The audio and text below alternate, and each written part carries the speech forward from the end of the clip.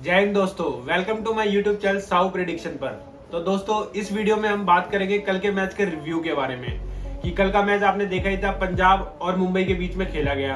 दोनों मैच में कौन सी टीम हावी रही, किसने कहां पर गलती करी, इस वीडियो में हम उस बारे में बात करेंगे। तो दोस्तों, हम कल के मैच के रिव्यू के बारे में बात करें उससे पहले हम बात कर लेते हैं एक रूल के बारे में, इम्पैक्ट सब वाला रूल आपने देखा ही होगा और आप उसके बारे में जानते भी होंगे। तो आप मेरे इस वीडियो में कमेंट सेक्शन में आप उस पर क्या राय रखते हैं, वो सही है या नहीं क्रिकेट के लिए, या वो रूल आपको आपके नजरिए से सही लगता है या नहीं, आप इस वीडियो में कमेंट करके मुझे बता सकते हैं। तो इम्पैक्ट सब का रूल आपको पता है, आईपीएल में यूज कर रहे हैं और इम्पैक्ट सब में आपने देखा ही होगा कि दोनों खिलाड़ी टॉस के बाद प्लेइंग 11 के अलावा 5-5 खिलाड़ियों का नाम देती है। उस 5 खिलाड़ी में वो अपने हिसाब से रोटेट करती है कि कौन से बॉलर बैट्समैन, उस हिसाब से वो 5 प्लेयरों को सेट करती है और मैच की सिचुएशन के हिसाब से इम्पैक्ट सबको वो लेके आती है प्लेइंग 11 में। इम्पैक्ट सब का रूल आपको पता ही है कि जैसे प्लेइंग 11 खेल रही है टीम में और टीम में मान लो जैसे कि विकेट्स जल्दी गिर गई और हमें एक बैट्समैन की जरूरत है, तो वो इम्पैक्ट सब से हम एक बैट्समैन को खिला लेंगे।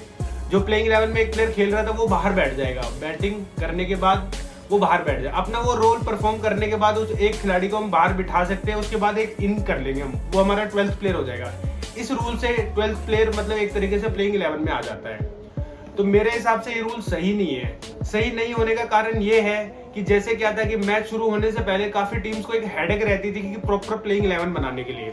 हेडेक इस तरीके से कि एक कॉम्बिनेशन बनाना पड़ता था आपको कि आपको जैसे कि मिनिमम 5 बॉलर यूज करने कंपलसरी है क्रिकेट में, जैसे कि आपको पता ही है। तो उस 5 बॉलर कंपलसरी होने की वजह से क्या होता था, जो कॉम्बिनेशन होता था, एक विकेट कीपर आपका फिक्स हो गया प्लेइंग 11 में, जो कि 7वें नंबर पे आप मान के चल लो। 6 आपके बैट्समैन हो गए, 7वां आपका विकेट कीपर हो गया, अब 4 बॉलर हो गए। तो यहाँ पर टीम को एक टेंशन है कि वो 5वां बॉलर है वो कौन सा रहेगा टीम में। तो काफी मगजमारी के बाद एक ऐसे बैट्समैन को लाना पड़ता था जो ऑलराउंडर हो, जो बॉलिंग कर सकता है टीम में, एक प्रॉपर ऑलराउंडर हो जो 10 ओवर डाल सकता है। तो इस तरीके से कॉम्बिनेशन मैच करना पड़ता था, या फिर आपको टीम कॉम्बिनेशन में 6-5 का रेशियो लेकर चलना पड़ता था। 5 प्रॉपर बैट्समैन, फिर आपका छठा कीपर हो गया, फिर 5 प्रॉपर बॉलर, अगर आपके पास ऑलराउंडर की कमी है तो इस तरीके से कॉम्बिनेशन होता था। या फिर आपके पास 2 अच्छे ऑलराउंडर है तो आप 7-4 का रेशियो बना लेते थे। तो उसमें क्या होता था, 4 प्रॉपर बॉलर, 2 ऑलराउंडर भी है तो उसमें 5-5 ओवर आप करवा देते थे, अगर 10 ओवर नहीं डलवाना चाहते उनसे, या फिर किसी एक का दिन अच्छा नहीं है। तो इस चीज से क्या था कि एक ऑलराउंडर का महत्व बहुत ही ज्यादा था। और क्रिकेटिंग फील्ड में हमेशा आपको पता है कि बैटिंग बॉलिंग जितने इंपॉर्टेंट है उससे भी ज्यादा रेट करता है ऑलराउंडर। कभी भी आप देख लेना, आईपीएल में भी आप देखते हो बॉली जब लगते हैं, देखो मिनी ऑक्शन में तो क्या होता है कि मिनी ऑक्शन में रैंडम कोई भी प्लेयर बहुत ज्यादा पैसे ले जाता है। लेकिन अगर आप नोटिस करोगे कि हमेशा जो ग्रैंड मतलब ऑक्शन होता है, जो बड़े ऑक्शन होते हैं, तो ज्यादातर खिलाड़ियों का दाव रहता है कि वो ऑलराउंडर को उठाए वहां। तो ग्रैंड ऑप्शन में आप देखते हो, जब ग्रैंड ऑक्शन हो रहे होते हैं तो वहां पर ऑलराउंडर्स को बहुत मोटा पैसा मिलता है। जैसे कि एग्जांपल में आपने देखा होगा कि बेन स्टोक्स को काफी पैसे दिए थे, फिर आपको ग्लेन मैक्सवेल को भी मिल जाता है क्योंकि बीच में वो कई बार ओवर्स भी डालते हैं। तो ऑलराउंडर बहुत ही एक इंपॉर्टेंट रोल प्ले करता है, जो टेंशन मतलब काफी कम कर देता है कैप्टन की किसी भी टीम में, क्योंकि आपका एक अच्छा ऑलराउंडर होता है तो दोनों ऑप्शन है, वो बैटिंग में एक अच्छी बैटिंग कर दे, बॉलिंग के टाइम बॉलिंग कर दे, तो मतलब एक ही बंदा 2 रोल प्ले कर रहा है, तो इसलिए वो सबसे ज्यादा इंपॉर्टेंट हो जाता है। और सबसे बड़ी बात, इम्पैक्ट सब वाला रूल आपको पता है आईसीसी इवेंट्स में है नहीं। तो इसके कारण से क्या होगा कि आने वाले टाइम के लिए या आने वाले मैचेस के लिए इंडिया के लिए बहुत बड़ी प्रॉब्लम क्रिएट हो जाएगी। जैसे कि आप एग्जांपल देख सकते हो कि जैसे इस टाइम आपको भी पता है कि हार्दिक पांड्या और शिवम दुबे में एक बहुत बड़े मतलब एक राइवलरी चल रही है, हेल्दी राइवलरी चल रही है अपने स्पोर्ट को लेके कि T20 वर्ल्ड कप जो आने वाला है उसमें कौन जाएगा दोनों में से। जैसा कि आपको पता है कि हार्दिक पांड्या को साफ इंस्ट्रक्शंस है कि अगर वो बॉलिंग नहीं करेगा एज अ बैट्समैन के तौर पे तो उसे ले जाने वाली नहीं है इंडिया। अगर वो दोनों ही मतलब बैटिंग बॉलिंग अच्छी करता है तो उसको वहां पर मतलब एज अ ऑलराउंडर इंडिया ले जाएगी। फिर शिवम दुबे नो डाउट अच्छा खेल रहे हैं, इम्पैक्ट सब में आ रहे हैं, बैटिंग अच्छी कर रहे हैं, लेकिन जब आप T20 वर्ल्ड कप में उस बंदे को खिलाओगे एज अ ऑलराउंडर तो वहां ओवर्स भी तो डलवाने पड़ेंगे आपको। इम्पैक्ट सब में आके यहाँ पर अच्छी बैटिंग कर रहे हैं, नो डाउट बढ़िया बैटिंग कर रहे हैं, लेकिन बॉलिंग बॉलिंग तो कर नहीं रहे। इम्पैक्ट सब रूल की वजह से क्या वो बैटिंग करके आगे बैठ जाते हैं और फिर बाद में कोई एक प्रॉपर बॉलर आता है वो बॉलिंग कर देता है। तो ये कोई एक प्लेयर ने थोड़ी परफॉर्मेंस दी है। मान लो बैटिंग के टाइम में एक बैट्समैन बढ़िया बैटिंग कर गया, फिर बॉलिंग के टाइम में एक बॉलर बढ़िया बॉलिंग कर गया, तो 12th प्लेयर वो हो गया, कोई एक ऑलराउंडर थोड़ी हुआ, उससे आप ऑलराउंडर नहीं निकाल सकते। इससे क्या ऑलराउंडर के आप जो रोल प्ले है, जो उसका इम्पैक्ट है वो कम कर रहे हो। ऐसे आने वाले टाइम के लिए भी आपके पास वैसे ऑलराउंडर्स की कमी रहती है। इंडिया में वैसे अच्छे ऑलराउंडर्स बहुत कम आते हैं, बहुत कम। आपने देखा होगा कपिल देव थे अपने टाइम में, उसके बाद से आप देख रहे होगे उस हिसाब से नहीं है। युवराज सिंह ने 2011 वाले वर्ल्ड कप को इंडिया को जिताया भी, तो वो एज अ ऑलराउंडर परफॉर्मेंस से जिताया था। विकेट्स कॉलम में विकेट थी, रन्स के कॉलम में रन्स भी बनाए थे उन्होंने। तो वो एक इम्पैक्ट डालता है, कैप्टन को मतलब एक ऑप्शन प्रोवाइड करता है कि अगर कोई आपका डे में अच्छा बॉलर नहीं है तो मैं उसके बदले में बॉलिंग कोटा पूरा कर सकता हूँ। अगर बैटिंग सेक्शन नहीं चल रहा है, शुरू के टॉप के 3 बैट्समैन नहीं चले, तो उसके बाद मैं ऑप्शन हूँ। तो मेरे हिसाब से इम्पैक्ट सबका रूल अच्छा नहीं है। तो अब बात कर लेते हैं हम कल के मैच के रिव्यू के बारे में। कल का मैच आपको पता है पंजाब और मुंबई के बीच में खेला गया। पंजाब और मुंबई का मैच जब भी होता है एक अच्छी राइवलरी होती है, क्लोज गेम्स जाते हैं, और दोनों का कल जीतना भी बहुत इंपॉर्टेंट था। प्लेऑफ्स के अगर रेस में आपको बने रहना है तो कल का मैच उस लिहाज से बहुत इंपॉर्टेंट भी था। और जैसा कि आपको पता है मैच की शुरुआत होती है, टॉस के लिए सैम क्यूरन आए थे, क्योंकि धवन अभी चोटिल चल रहे जो उनके रेगुलर कैप्टन है, तो धवन कल खेल नहीं रहे थे इस मैच को। क्यूरन ने टॉस मतलब वो जीते और उन्होंने पहले बॉलिंग डिसाइड करी। उनका माइंडसेट था कि हम चेस कर लेंगे, तो उस हिसाब से उन्होंने उस गेम को लिया, डिसीजन को लिया कि वो फील्डिंग करेंगे। फिर बैटिंग करने मुंबई में ईशान किशन और रोहित शर्मा आते क्रीज पे। शुरुआत अच्छी थी, एक एंड से रबाड़ा आते शुरुआत में बॉलिंग डालने पंजाब के लिए, तो शुरुआत अच्छी थी। आपने देखा होगा ईशान किशन ने एक चौका मारा था बढ़िया और जिसपे वो आउट भी हुए थे। तो वो मतलब बॉल उतनी कोई अच्छी बॉल नहीं थी जिसपे वो आउट हुए थे। मेरे हिसाब से वो अनलकी डिसमिसल था, मतलब एक खराब बॉल पे आउट हो जाना अनलकी डिसमिसल ही रहता है एक अच्छे बैट्समैन का। फॉर्म में चल रहे थे, वो आउट हो जाते हैं। आउट होने के बाद रोहित शर्मा और क्रीज पे सूर्य कुमार यादव रहते हैं। सूर्य कुमार यादव जब खेलते हैं तो बहुत ही दर्शनीय लगते हैं, अच्छे अच्छे शॉट्स मारते हैं। मतलब जो एक होता है कि नॉर्मल प्ले बुक्स में आपके शॉट्स होते हैं उससे थोड़ा हटके मारते हैं, और उनकी जो बैटिंग है काफी दर्शनीय भी लगती है जब वो शॉट्स आगे पीछे खेलते हैं, और गेम अवेयरनेस है उनके पास। दूसरे एंड से रोहित शर्मा जिनकी फॉर्म अच्छी चल रही है, 250 से ज्यादा रन जोड़ चुके हैं अभी तक के इस आईपीएल सीजन में। अभी आधा आईपीएल सीजन हो चुका है और उनके 300 के करीब रन हो गए हैं। तो कल इन दोनों ने गेम को आगे फॉरवर्ड किया, और जब चौके की जरूरत थी चौका मारा, जब सिंगल की जरूरत थी सिंगल लिया, अच्छे शॉट्स के लिए लूज बॉल का इंतजार किया। तो ये एक बहुत अच्छी बात है, जब आपकी पहली विकेट जल्दी गिर जाए तो उसके बाद हमेशा खिलाड़ी के माइंड में एक पार्टनरशिप बिल्ड करने की थिंकिंग होनी चाहिए। आप शुरू में मतलब उतना रिस्क मतलब रिस्क फ्री क्रिकेट खेल के भी आप एक अच्छी पार्टनरशिप बना सकते हो। पावर प्ले था, पावर प्ले का यूज भी करना रहता है, तो उस हिसाब से गेम अवेयरनेस के हिसाब से आपको शॉट्स खेलने, रन्स बनाने। मतलब ऐसा नहीं कि आप एक एंड से रन को ब्लॉक ही कर दो, वो भी नहीं, स्ट्राइक भी रोटेट करनी है, रन्स भी करने टीम के लिए, और विकेट भी बचानी है। तो कल इन दोनों ने वही किया, दोनों एंड से दोनों रन मार रहे थे, बाउंड्रीज मार रहे थे। रोहित शर्मा का पुल आपने देखा ही होगा, उनके जैसा तोड़ नहीं कोई जो पुल मार दे वो। रोहित शर्मा जब खेलते हैं और उनके शॉट्स बहुत ही ज्यादा सुंदर लगते हैं, बहुत ही दर्शनीय लगते हैं। एक्स्ट्रा टाइम तो उनके पास है, कोई माने चाहे ना माने, एक्स्ट्रा टाइम जो वो झलक दिखता है ना उनकी बैटिंग में, जैसे नॉर्मल किसी और का रहता है और रोहित शर्मा के जो शॉट्स होते हैं उसमें काफी फर्क रहता है। तो रोहित शर्मा इसलिए और ज्यादा मतलब उनके शॉट्स बहुत ही ज्यादा बढ़िया लगते हैं। और पुल आपको पता है इंडिया में हर कोई अच्छा नहीं खेल पाता है, और रोहित शर्मा वो चीज बहुत ही ईजी तरीके से कर लेते हैं, जैसे नेचुरल शॉट है उनका वो, कि वो उन्होंने सीखा नहीं है, उस पर वर्क नहीं किया। मैंने तो ऑब्वियस किया है, लेकिन वो जब शॉट खेलते तो ऐसा लगता है कि ना वो नेचुरल आ रहा है उस बंदे में। तो दोनों ने गेम को आगे फॉरवर्ड किया, और आपने पता ही है कि दोनों की पार्टनरशिप भी बहुत लंबी रही। दूसरी विकेट टीम की 99 रन पे गिरती है, 99 रन 12वें ओवर में जाके गिरती है। पिच शुरुआत में इस तरीके से खेल रही थी कि पिच पे पेस भी अच्छी थी, पिच कई बार थोड़ी बॉल फंस भी रही थी, मतलब अनइवन सा चल रहा था उस टाइम। रन ऐसा नहीं कि एक ही फ्लो में बने जा रहा है, तो पिच थोड़ी बीच में हरकत कर रही थी, लेकिन रन अच्छे जोड़े, अच्छी गति से जोड़े। 12 ओवर में करीब 100 के करीब हो गए थे जब दूसरी विकेट गिरी। और आपको पता है दूसरी विकेट सूर्य कुमार यादव आउट हुए थे, 57 बॉल में 81 रन की पार्टनरशिप करी उन्होंने। दूसरी विकेट रोहित शर्मा आउट हुए थे, उसके बाद फिर सूर्य कुमार यादव और तिलक वर्मा की पार्टनरशिप। तिलक वर्मा आए, शुरू में 2-4 बॉल खेली, उसके बाद वो भी शॉट्स मारने लगे थे, क्योंकि टीम की जरूरत थी, क्योंकि स्कोर को आपको और बढ़ाना था। जिस टाइम गेम चल रही थी तो माइंड सेट था कि 180 तो मिनिमम चाहिए ही चाहिए, और पिच के हिसाब से भी मुझे लग रहा था कि 180 मिनिमम तो रिक्वायर्ड रहेगा ही। 200 प्लस पार स्कोर हो जाता, उस टाइम भी फील हो रहा था। तो मुंबई के बैट्समैन यही सोच के खेल रहे थे कि हमें इस टारगेट को कैसे भी 180 पार लेके जाना है। सूर्य कुमार यादव, तिलक वर्मा दोनों की पार्टनरशिप अच्छी रही, अच्छे शॉट्स खेले दोनों ने, और 28 बॉल में 49 रन जोड़े दोनों ने। बहुत इंपॉर्टेंट फेज था, 10 की रन रेट से जोड़ा इन्होंने, तो ये एक बहुत ही अच्छी पार्टनरशिप भी थी टीम के लिए।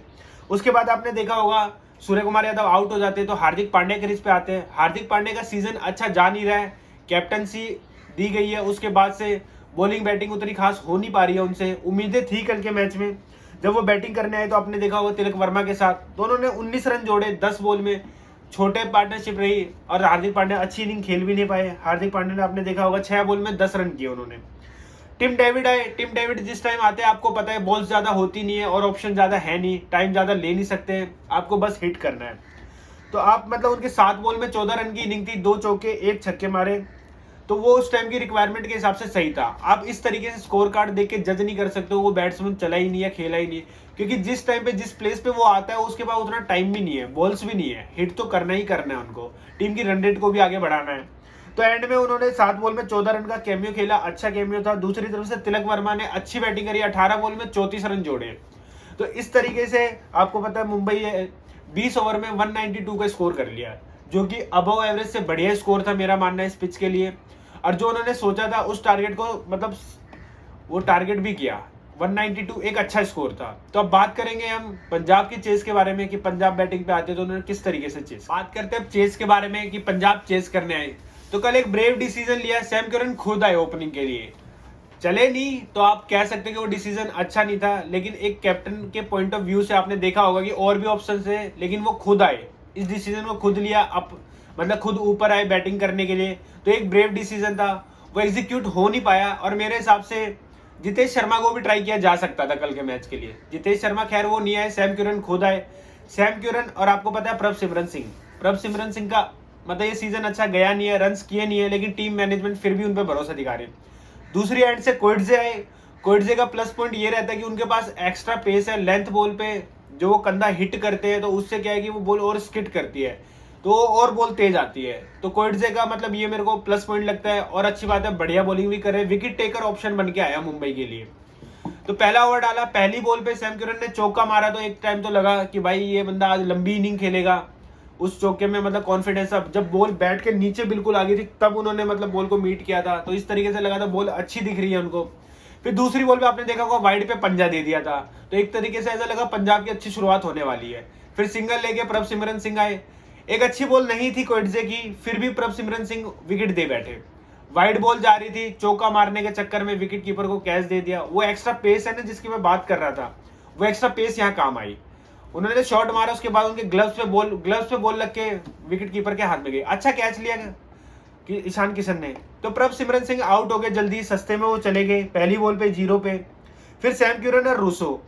फिर अगला ओवर बुमराह लेके आए। नो डाउट बुमराह इस टाइम मतलब वर्ल्ड लेवल में सबसे पीक पे चल रहे हैं बुमराह। अगर आप किसी से कंपेयर करते भी हो तो बुमराह की जो क्लास है, विकेट ले रहे हैं, फिर रन्स जहां रोकने होते हैं रन्स भी रोकते हैं, एक अलग ही ऑरा बना लिया है। इस सीजन में आपने देखा होगा कि 20-20, 25-25 करोड़ वाले बॉलर भी खेल रहे हैं, लेकिन बुमराह की कोई तुलना नहीं है। अगर आप बॉलिंग की बात करो तो वो जो जिस हिसाब से बॉलिंग करते हैं वो अलग ही लेवल की चल रही है। तो बुमराह आपने देखा होगा आते ही रूसो आए और चले गए, उनकी किलियां बिखेर के रख दी उन्होंने। आगे से जो स्विंग कराई, आगे बॉल टप्पा डाला यॉर्कर के बिल्कुल पास में, बहुत ही प्यारी बॉल थी और विकेट कीपर को वहीं धाराशाही कर दिया बैट्समैन को। तो कल का रूसो का चेंज भी अच्छा नहीं रहा। रूसो पीएसएल खेल के आए, वहां भी उनकी फॉर्म अच्छी नहीं थी और यहाँ भी कल दिखा कि वो आते ही बोल्ड हो गए। पहले 3 बॉल खेली, 1 रन बनाया। फिर सैम करन का आपने देखा ही होगा कि वो लेग में शॉट मारने जा रहे थे, एज लेके कीपर के पास बॉल गई। अच्छा रिव्यू था, अच्छा डिसीजन था, सबने प्लेयरों ने आपस में मिलकर एक अच्छा डिसीजन लिया कि रिव्यू करते हैं। रिव्यू में सैम करन आउट पाए गए। तो शुरू के 2 ओवर में 3 विकेट हो गई थी, वैसे ही वो बैकफुट पे आ गए थे पंजाब वाले। आपको जब 192 चेस करने हैं और शुरू में ही पहले के 2 ओवर में आप 3 विकेट गिरा दो, तो कहीं ना कहीं आपको पता है कि टीम इस टाइम मुश्किल में आ चुकी है। फिर लिविंगस्टन आए। लिविंगस्टन का आपको पता है कि ये सीजन बिल्कुल ही साधारण रहा है। जिस हिसाब से नाम है, जिस हिसाब से लंबे लंबे छक्के मारते हो, उस हिसाब से वो सीजन जा नहीं रहा उनका। और कल तो काफी उम्मीद थी, क्योंकि टीम जिस सिचुएशन में थी वहां पर ऐसा लग रहा था कि एक ऐसा बंदा चाहिए जो खड़ा रहे टीम के साथ। तो फिर वो उस हिसाब से बिठा नहीं पाए सिचुएशन को। तो लिविंगस्टन आए, लिविंगस्टन आउट हो गए आते ही, कोइटजे को विकेट दे गए। फिर इम्पैक्ट में आपको पता भाटिया आए, भाटिया भी नहीं चले, वो भी सस्ते में चले गए। तो अब दोनों का दारोमदार था, आपको पता ही है, शशांक सिंह पे। शशांक सिंह और जितेश शर्मा दोनों खेल रहे थे।